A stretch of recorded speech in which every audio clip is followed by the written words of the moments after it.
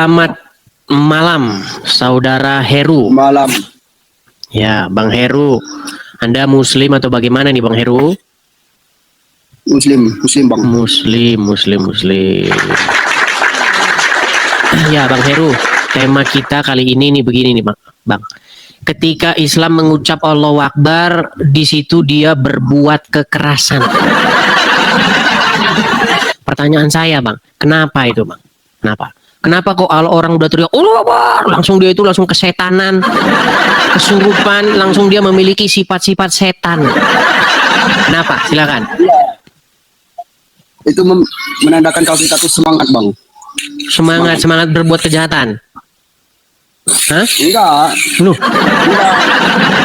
Bang, kalau mukul-mukulin orang rame-rame, itu menurut Anda kejahatan atau sedang menjalankan perintah Allah?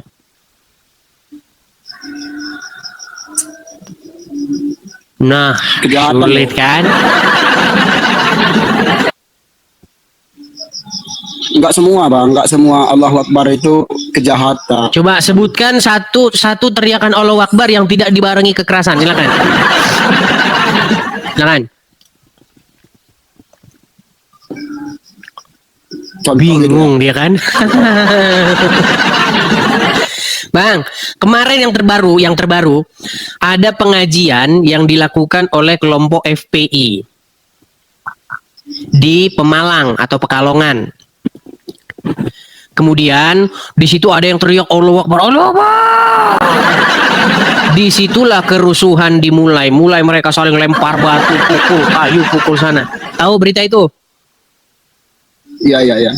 Nah, itulah yang saya bilang. Kenapa sih kalau Muslim teriak Allahu Akbar, tiba-tiba dia melakukan kekerasan?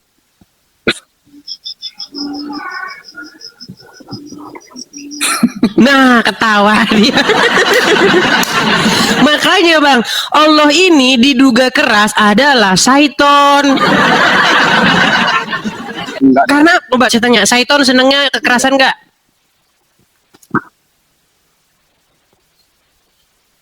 Macet dia. Enggak, begini, Bang.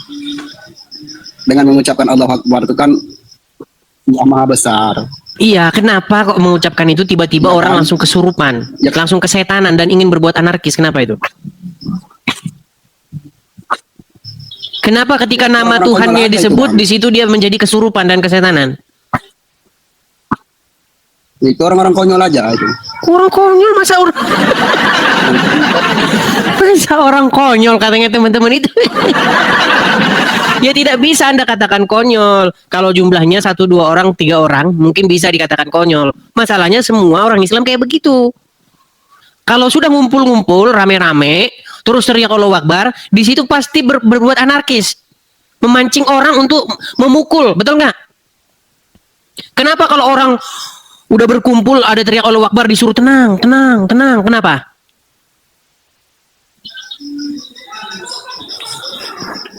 Ya mungkin sebagian orang itu, Bang, gimana ya? Orang itu tuh sebagian orang lagi sih Anda ini sebagian orang. Kalau itu sekali 2 kali, ya kan? Boleh Anda katakan sebagian orang. Tapi saya nggak pernah tuh kalau ada kekerasan atau apa lagi emosi, nggak pernah tuh Allahu Akbar tuh. Oh ya, karena Anda belum pernah ngumpul-ngumpul. Makanya karena Anda belum ngumpul-ngumpul sesama Muslim. Coba Anda ngumpul-ngumpul sesama Muslim. Kalau udah teriak Allahu Akbar, pasti Anda pengen mukul juga. Ade Armando tahu? Ade Armando? Nggak tahu saya itu. Nggak tahu. Oke lah Bang ya. Abang nonton saja di bawah ya. Saya ucapkan selamat malam Bang. Nanti saya diprotes lagi sama orang-orang. Kamu beraninya ya sama Islam awam.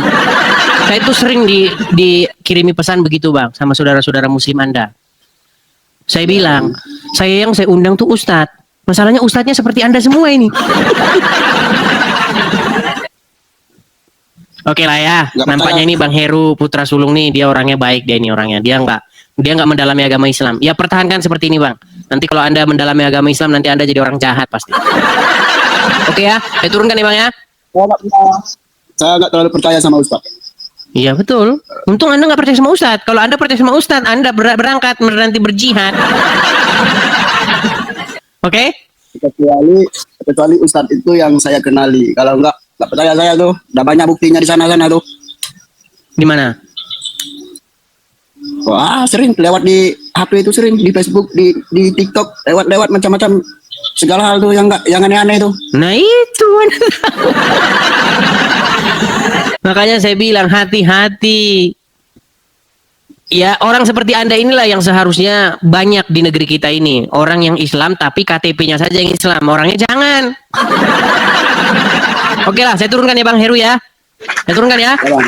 Oke, makasih Bang Heru. Beginilah teman-teman ya. Semoga yang seperti itulah yang banyak di negeri kita ini. Oke, kita kasih naik ada Partino. Ini sudah pernah naik ini, Partino Jana Sosial. Walaupun pengetahuannya tentang sosial tidak ada. Ya,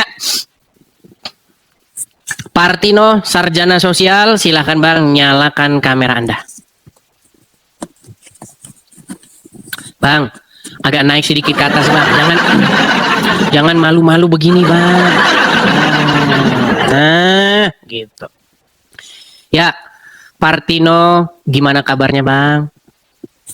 Baik, Jangan Bang cemberut Edis. Bang, senyum dulu, senyum, smile. Gimana kabarnya? Baik. Baik, ya. Ini kali kedua ya next ini ya. Gimana Bang Edis? Sehat? Kabar baik, sehat, Baik. sehat. Ya, alhamdulillah. Ini kali kedua ya naik ke sini ya. Ya. Kali kedua. Ketiga kali ya? Seingat saya kedua ya. Ya, Oke. baik. Ya, Partino. Mana nih? Ya, Tanya aja saya nih. ini senang dengan title yang Anda miliki. Karena yang naik ke sini itu Islamnya mungkin lulusan SD semua. Nah, Anda ini Itu kan cuma- sarjana. Cuma tanda aja Bang Edis bahwa kita pernah belajar gitu aja. Ya, Anda ini kan Sama sarjana sosial. Tentulah Anda Masih ini belajar. nampaknya dia delay, teman-teman. Belajar Bang Edis. Ya, apakah Anda mendengar suara saya dengan baik? Baik. Oke. Ya, Partino, kita ini membahas isu-isu sosial ya, di mana orang-orang Islam terus-menerus mencatatkan di buku catatan negara Republik Indonesia ini sebagai satu kelompok yang sering berbuat onar atau kekerasan atas nama agama. Ya. Nah, coba Anda setuju nggak itu sebagai sarjana sosial nih? Anda setuju nggak? Anda mengamati pengamatan sosial itu nggak? Bahwa orang-orang Islam itu sering berbuat anarkis dan kekerasan atas nama agama. Silakan. Itu kan efek Bang Edis. Jadi gejala sosial itu kan ada sebab-sebabnya. Sosial itu bisa bergejolak, bisa terjadi itu karena ada suatu sebab di situ, konflik. Nah, konflik itu sebabnya apa? Apa disebabkan oleh masalah agama atau sosial ataupun peraturan-peraturan di suatu daerah. Itu harus didalami dulu permasalahannya apa. Kalau hal kekerasan terjadi, saya kira manusia juga semuanya bisa terjadi, tergantung bagaimana emosional dia yang menyebabkan itu. Bisa jadi penyebabnya itu karena keyakinan terganggu, bisa menyebabkan Waduh, ini sarjana emosional itu. sosial. Gimana pertanyaannya? Bang, coba perhatikan pertanyaan saya ya.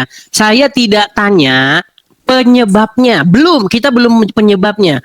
Yang saya tanya, Anda mengiyakan tidak perkataan saya bahwa orang Islam di negeri kita ini atau kelompok-kelompok Islam di negeri kita ini sering berbuat onar atau kekerasan, entah demo lah, bikin macet lah, nutup-nutupin tempat orang usaha lah, nyegel-nyegelin orang usaha, ya kan, maksa kehendaknya, nutup-nutupin rumah ibadah lah.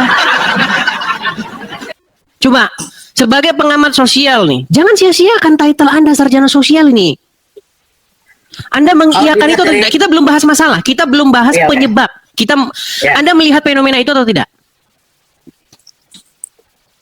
Fenomena itu sebenarnya enggak sih, itu persentasenya sangat kecil.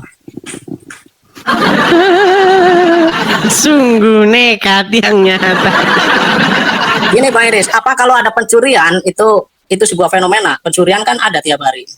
Apa itu? Oh jelas dong, jelas. Kalau tingkat pencurian tinggi di satu tempat berarti itu namanya fenomena. Contoh, saya kasih contoh nih. Contoh ya, di musim-musim sebelum Lebaran, ya, taruhlah 7 hari sebelum Lebaran, menurut penelitian, ya, menurut hasil dari laporan kepolisian, kejahatan angka pencurian kendaraan bermotor itu meningkat pesat. Nah, berarti data itu berbanding lurus dengan akan datangnya hari Lebaran. Pencurian meningkat seiring dengan mendekatnya hari Lebaran. Nah, begitu juga tingkat kekerasan yang dilakukan oleh orang-orang Islam. Kita melihat nih, entah dia nutupin Indomaret kah, Alfamart kah, KFC, McDonald kah, datang rame-rame. Boykot ini produk tapir ini tutup. Demo, nutup jalan. Ya kan? Entah itu kekerasan dalam hal-hal yang bersifat kecil, ya, teror dalam bersifat kecil sampai yang bersifat besar. Nginjek-nginjekin bendera Israel. Ya kan? Injek-injek. Terus apalagi misalnya ada orang lagi berusaha maksudnya dagang, terus dipecah-pecahin etalasenya, pecahin, wah, terus kemarin yang di Padang nih, ini kita bahas isu yang terakhir nih, di Sukabumi sama di Padang, ini di bulan yang sama, bulan ini, ya. Di mana ada kelompok-kelompok orang Islam yang mereka itu merusak tempat-tempat peribadatan, mematahkan salib di situ, ada simbol-simbol kekristenan di situ, diinjak-injak, dibanting-banting salib itu. Coba pertanyaan saya, apakah Anda melihat peristiwa-peristiwa itu sebagai kejadian yang berulang-ulang, terus-menerus terjadi dan terjadi lagi? Ya, ada. Nah, itu. Tapi nggak sering juga tuh. Tergantung sebuah kondisinya juga. Jadi jangan sekaligus mengaitkan dengan sebuah isu yang bahwa itu hal yang udah dikonsep macet oleh dia udah Islam. ngomongnya. Jadi gini, itu bukan konsep Islam untuk seperti itu. Gitu. Jadi ada kejadian itu karena ada sebab. Enggak, kita belum bicara sebabnya dulu. Artinya Anda pun melihat itu sebagai sebuah kenyataan, melihat itu sebagai suatu fakta yang terjadi, ya, setuju ya? Iya. Oke, baik. Sekarang saya perhatikan. Ini makanya sesuai dengan tema ini. Ketika Islam mengucap Allahu Akbar, di situ dia berbuat kekerasan. Coba Anda paham itu enggak? Enggak juga sih. Nah, kenapa juga. orang Islam kalau udah teriak takbir, kenapa mereka itu identik ingin melakukan hal-hal yang bersifat anarkisme?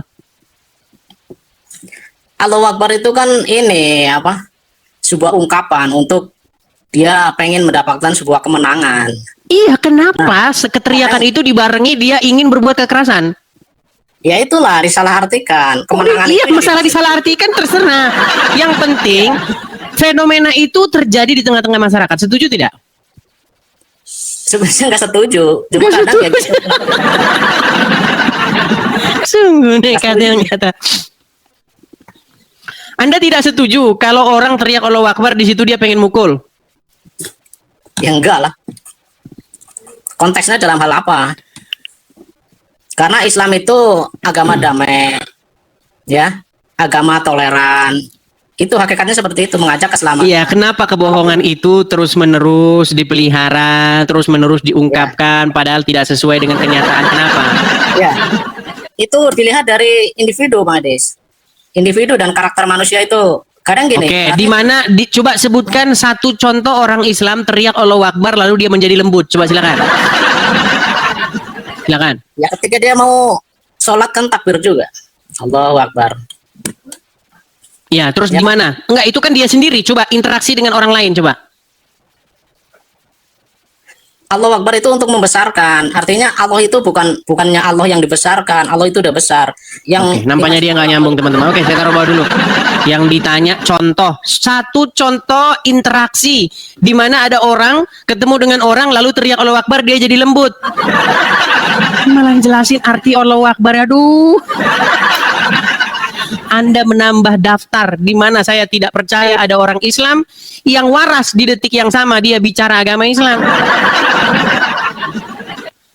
Teman-teman, saya sudah ngobrol dengan ribuan orang Islam. Ketika dia bicara agama Islam, di situ mendadak dia nggak waras lagi. Yang saya tanya, sebutkan ada satu contoh interaksi antara manusia dengan manusia lainnya, di mana dia berucap Allahu Akbar, lalu dia jadi lembut. Malah dijelasin apa arti Allahu Akbar. Aduh. Makasih Amian. Yuk, saya undang lagi yang muslim ya. Coba pahami yuk pertanyaan saya itu, pahami dulu. Baru Anda ngomong gitu. Oke, Ali Almanak. Silakan Bang, nyalakan kamera. Ali Almanak. Ya, assalamualaikum. Nekat dia ini. Bang, orang Islam tidak boleh mengucapkan selamat atau assalamualaikum kepada orang non-muslim. Iya, lupa Pak. Wah, gimana sih? Anda itu harus mencerminkan ajaran agama Islam. Hendaklah mereka menemui kekerasan padamu, betul? Betul nggak? Bang. Iya. Hendaklah orang-orang Yahudi, orang-orang Nasrani, orang-orang kafir mendapati kekerasan dalam diri orang Islam. Setuju? Setuju. Mana?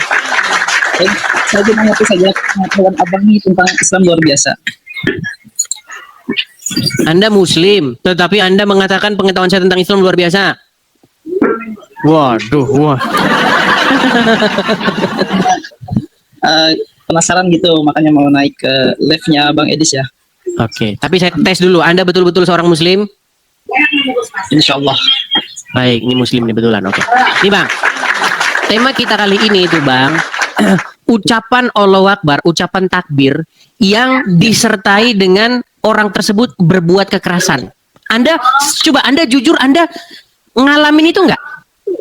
Ngelihat fenomena itu enggak? Kalau Muslim teriak Allahu Akbar, di situ dia bawaannya ngamuk, pengen mukul, pengen mecahin kaca. Anda lihat itu enggak? Kalau kami di sekolah ya, di sekolah kami ketika ada kegiatan misalkan di kelas, karena saya itu ngajar ya di kelas ya, jadi ketika misalkan sudah menyelesaikan satu tugas, anak-anak tuh secara berkelompok kalau sudah selesai biasanya saya suruh untuk mengucapkan takbir seperti itu.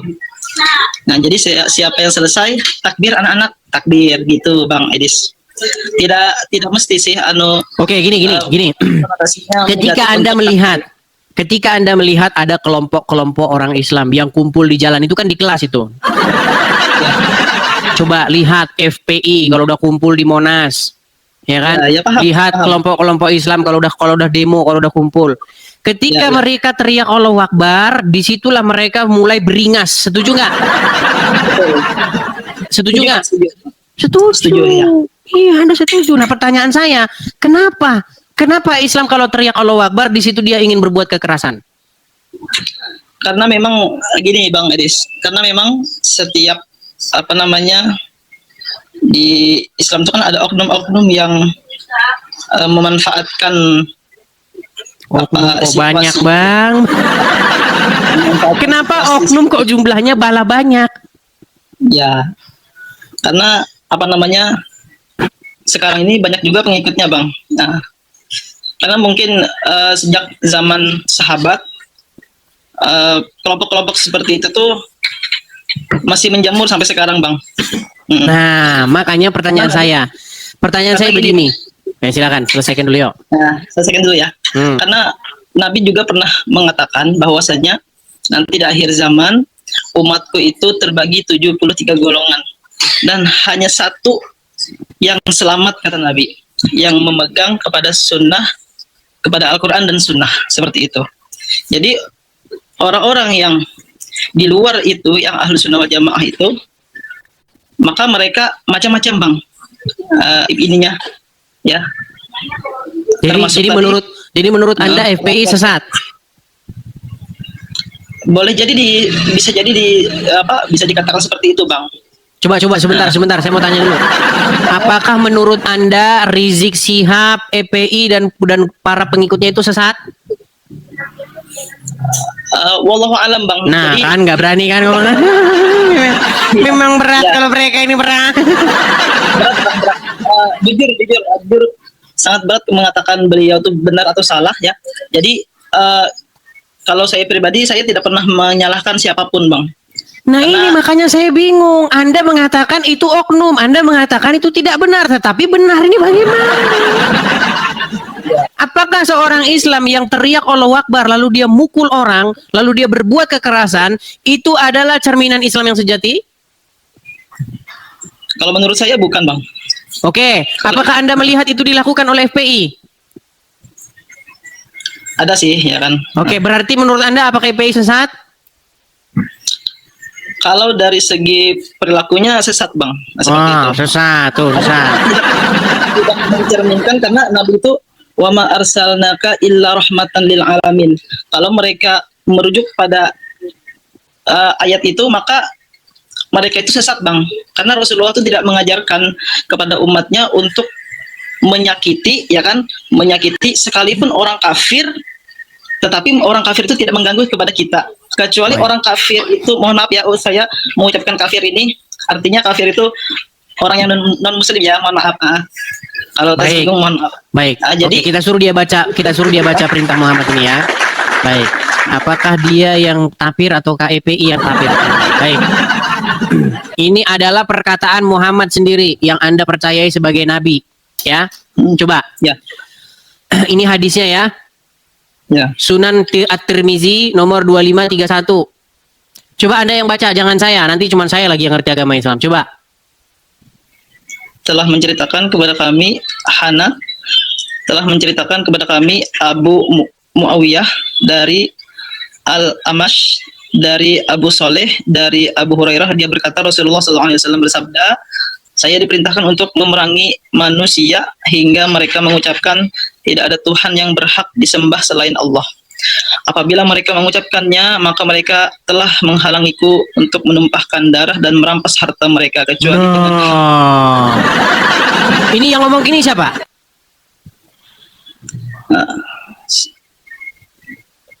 Rasulullah Saya di itu sini ya, siapa? Saya di sini siapa? Nabi Muhammad ya. Oke. Diperintahkan Ada- untuk apa Muhammad? Memerangi manusia hingga mereka mengucapkan tidak ada Tuhan yang berhak disembah selain Allah. Iya, Muhammad diperintahkan memerangi manusia sampai mengucapkan syahadat, betul? Ya. Nah, kalau mereka mengucapkan syahadat, maka mereka telah menghalangi Muhammad untuk Menumpahkan darah dan merampas. iya. Kalau tidak mengucapkan itu disembelih sama Muhammad. Inilah kelakuan Nabi Anda itu.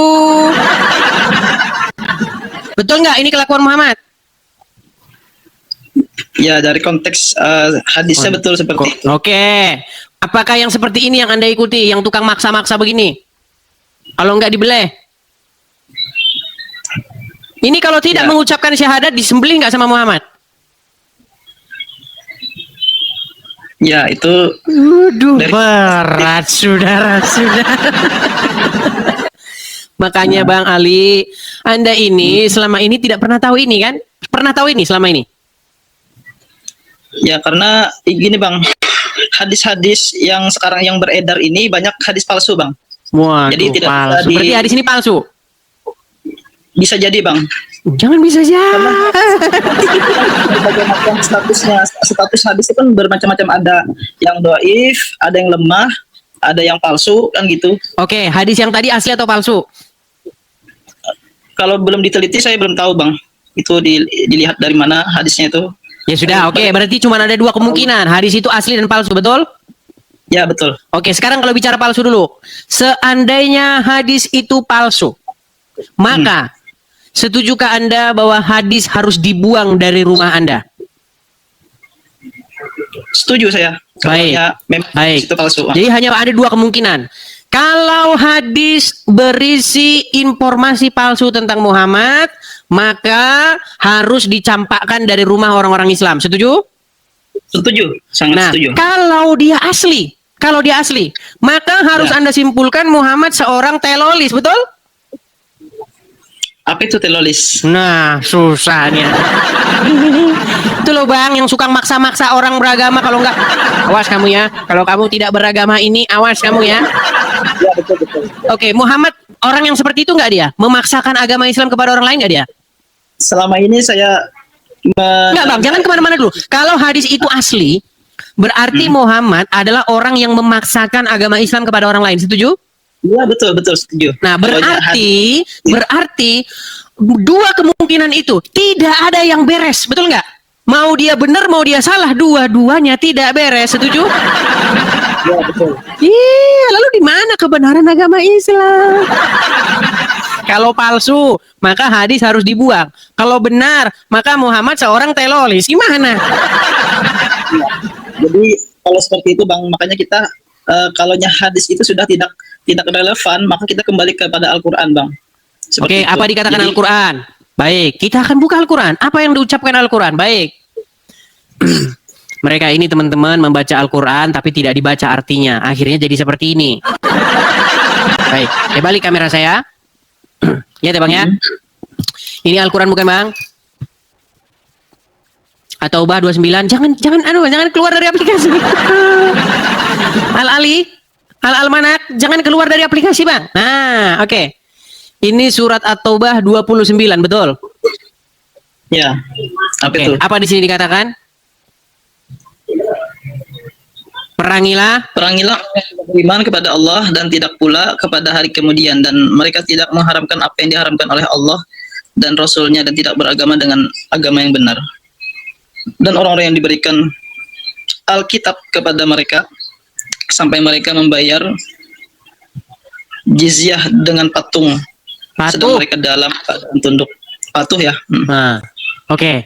Jadi dari logat Anda bicara ini kayaknya Anda dari Banjar ini, saudaranya Uncu PI, betul? Iya, orang Banjar ini ya. Baik. Yang ingin saya tanyakan kepada Anda, benarkah Iya, iya. menurut Al-Quran Anda diperintahkan untuk memerangi orang-orang yang tidak beriman kepada Allah? Kalau ini di zamannya Rasulullah, Bang Edis. Kalau zaman sekarang tidak relevan lagi. Oke, berarti orang-orang yang disuruh sholat, masuk Islam, ini tuh zaman Rasulullah. Sekarang sudah nggak relevan berarti? Ya, karena di zaman Rasulullah tuh memang zamannya perang Bang di sana Bang. Kalau tidak perang maka Islam saat itu menjadi lemah. Oke, Karena maka berarti... kalau zaman Oke, zaman berarti sekarang begitu sudah- juga ayat-ayat yang lain. Iya, betul. Misalnya, dirikanlah sholat, begitu juga berarti ayat itu tidak berlaku lagi. Itu kan masih relevan kan dengan zaman sekarang kan. Karena Oke, sholat berarti ini memang tidak diwajib- relevan. Ya, karena Oke, berarti Anda setuju ayat ini dibuang dari dalam Al-Quran? jangan dibuang Bang, itu Katanya tidak relevan. Bang, perangilah orang-orang yang tidak beriman kepada Allah dan tidak beriman kepada hari kemudian. Mereka yang tidak mengharamkan apa yang diharamkan Allah dan Rasulnya. Dan tidak beragama dengan agama yang benar. Agama Allah, maksudnya Islam. Harus diperangi nggak? itu kalau konteks ayatnya memang seperti itu Bang. Oke, maka menurut Anda kan ayat ini tidak relevan lagi sekarang. Ya, betul. Nah, kalau tidak relevan, maka ayat ini harus dibuang dari dalam Al-Quran. Setuju? Bukan dibuang Bang, karena Terus itu buat bagian pajangan? karena itu bagian dari sejarah Bang, sejarah. Bukan, Tidak- maksud saya apakah... Oke, berarti ayat ini dilarang untuk dipraktekkan, betul? Ya, betul. Oke, dilarang dipraktekkan. Nih teman-teman muslim, harusnya pemerintah melarang ayat-ayat ini untuk dipraktekkan. Setuju? Setuju. Ini ayat ini harus dilarang untuk dipraktekkan karena ayat ini sudah memakan korban, Bang. Ayat ini sudah menginspirasi seseorang untuk berbuat jahat. Mau saya tunjukin contohnya? Nih, saya tunjukin. Ini surat At-Taubah 29 ya, nih. Ingat-ingat tulisannya At-Taubah 29. Saya tunjukkan. Nih ya. Bagaimana ayat tersebut telah memakan korban. Nih Bang, ini salah satu kendaraan yang dipakai oleh seseorang yang meledakkan diri nih. Ini kejadiannya di Polsek Astana Anyar, Jawa Barat. Nih tulisannya Iya, apa nih? Saya perbesar ya. Nih, ini sepeda motor yang dipakai orang yang meledakkan diri. KUHP sama dengan hukum syirik atau tapir. perangi para penegak hukum setan. Quran surat At-Taubah surat yang ke-9 ayat 29. Ini. Ya. Mau kita baca beritanya ya, saya baca beritanya nih. Kita baca beritanya nih. Isi surat At-Taubah atau Quran surat yang ke-9. Bentar, saya iklannya saya hapus dulu nih. Isi surat At-Taubah surat yang ke-9 ayat 29 yang ada di motor pelaku bom di Polsek Astana Anyar. Nih. Gelora.co.co. Terjadi ledakan bom bundir di Polsek Astana Anyar, Kota Bandung, Jawa Barat pada hari Rabu ya, tanggal 7 bulan 12 sekitar jam 8. Bom itu diledakkan oleh seorang pria yang masuk ke dalam polsek dan memaksa untuk mendekati seorang anggota yang sedang melaksanakan apel pagi. Pelaku sempat dihadang oleh petugas, tetapi ia tetap memaksa untuk berada di dekat polisi. Usai bom diledakkan, polisi menemukan sepeda motor berwarna hijau tua diduga milik pelaku. Terdapat pesan soal dan seterusnya nih. Nih, ya. Ya. Ya. Nih. Apa isinya? Nih. Apa isi surat At-Taubah 29? Tadi tuh. Ya. Perangilah orang-orang yang tidak beriman kepada Allah dan tidak pula terhadap hari kemudian, dan mereka yang tidak mengharamkan. Nah ini, menurut Anda ayat ini menurut Anda ayat ini harus dia ban, betul nggak? Ya, betul. Harus di ban ayat itu. Jadi memang tidak salah teman-teman. Ketika teman kita Pak Saifuddin Ibrahim meminta supaya ayat-ayat itu dihapuskan. Bang, kalau tidak dihapuskan nanti dibaca orang lagi dan mereka akan terinspirasi lagi. Betul nggak? Ya, Bang. Harusnya seperti itu sih, cuman ya karena apa namanya ya? Karena Al-Qur'an itu kan setiap ayat yang turun itu ada asbabun nuzul. Ada sebab dia itu turunnya seperti kenapa, kan relevan dengan keadaan saat Rasulullah itu mendapatkan ayat atau surah itu, Bang. Oke, berarti ayat itu tidak relevan lagi sekarang. Ya. Dan menurut Anda ayat itu tidak perlu lagi ada dalam Al-Quran karena nanti kalau dibaca orang lain berbahaya, betul? Ya. Kecuali untuk orang-orang kafir yang memang memusuhi. Ini gimana? Berat ini teman-teman, katanya zaman perang sekarang. Kecuali orang, sebenarnya ayat itu masih berlaku atau tidak, Bang? Kecuali untuk orang-orang kafir yang memusuhi orang Islam, seperti itu, Bang. Itu ayat surat berapa karangan Anda sendiri? Ya, ayat tadi memang tidak dihapus, tapi kalau ketika orang Islam itu diinjak-injak, Bang, seperti semut, maka mereka akan marah juga, Bang. Seperti Apakah itu, ayat tersebut berbicara mengenai perangilah orang-orang kafir yang memerangi Muslim? Apakah ayat itu berbicara mengenai perangilah orang-orang yang bersifat keras terhadap orang Muslim? Nggak ada ayatnya begitu. Itu ayat karangan Anda sendiri. Gimana? Intinya, Ayat itu berbicara perangilah orang-orang yang tidak beragama dengan agama Allah. intinya Rasulullah itu mengajarkan berkasih sayang kepada semua. Berkasih sayang bagaimana? Tadi kan Anda sudah saya suruh bacakan. Aku diperintahkan untuk memerangi manusia sampai mereka mengucapkan syahadat. Udah saya suruh baca tadi kan? Masih ingat nggak yang tadi? Ya. Bagaimana Anda katakan di situ berkasih sayang? Ini saya sambil baca-baca komen luar biasa. Oke lah Bang, supaya jangan terlihat Islam semakin lemah, supaya jangan terlihat orang Islam semakin dalam tanda kutip ya memamerkan ketidaktahuan mereka tentang agama Islam, bagaimana kalau kita berikan kesempatan kepada ustadz yang lain supaya mereka naik? Siap, Bang. Terima kasih Oke, banyak. baik, saya turunkan ya Bang ya. Ali Almanak. Oke ya teman-temannya, nama Islami tapi pengetahuan tentang Islam tidak ada. Saya turunkan dulu Bang.